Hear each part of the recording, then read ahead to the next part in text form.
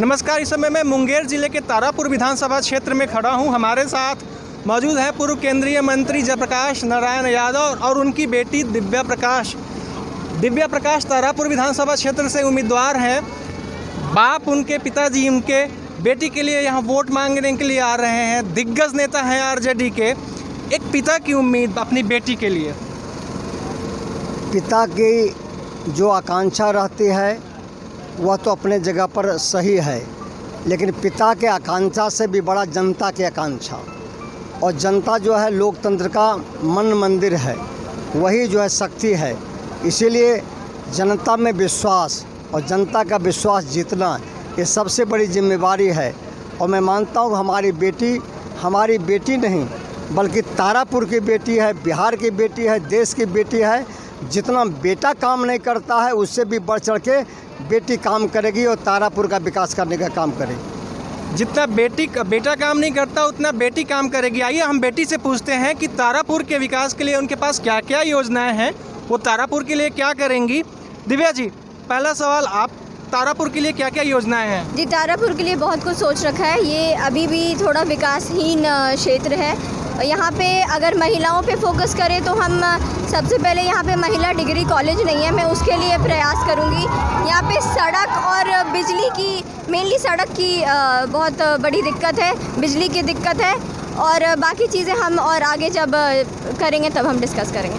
आगे जब ये सोचेंगी जीत इनको मिलेगी तब डिस्कस करेंगे।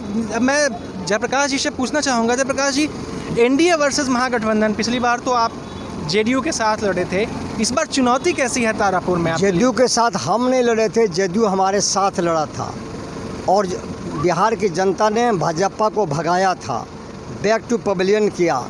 और जो है जेडीयू ने वचन दिया था, शपथ खाया था, प्रतिज्ञा लिया था कि हम 7 जन्मों में भी बीजेपी में नहीं जाएंगे, लेकिन इसी जन्म में बीजेपी में चले गए।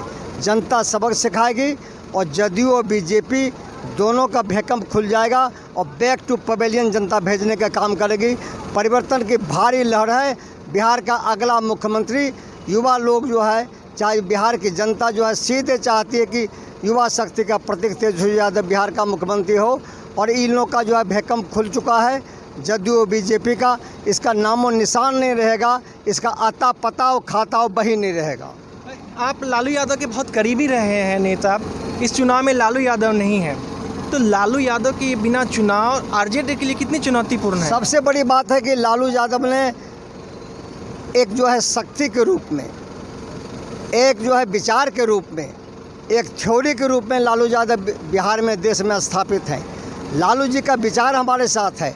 वो अगर कारागार में बंद हैं, लेकिन आज जो है उनके जगह पर जो है लाखों करोड़ों लोग जो है लालू यादव बन करके उनके विचारों को गांव-गांव में फैलाएंगे, और 1 इंच भी लालू जी के विचार से हट के कोई काम नहीं होने देंगे। इसके लिए जितना भी जो लड़ाई लड़ना पड़ेगा कुर्बानी, लेकिन लालू जी का विचार जिंदा है, जिंदा रहेगा।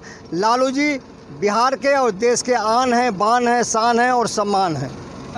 विपक्षी दल आप पे आरोप लगाते हैं कि वंशवाद वाली बात हो रही है। आरजेडी में भी आपने अपनी बेटी को टिकट दिला दिया, फिर लालू यादव के बेटे को लेके आप विपक्षी दलों को या विपक्षी पार्टियों को कैसे जवाब देंगे? राजनीति करने से किसी को नहीं रोक सकते हैं, किसी को बैरियर नहीं लगा सकते हैं।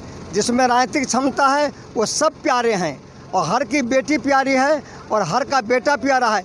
कोई भी राजनीति में आ सकता है, उसमें जो है व्यक्तिवाद भी नहीं, उसमें जो है वो समष्टि की बात से जो है देखा जाता है।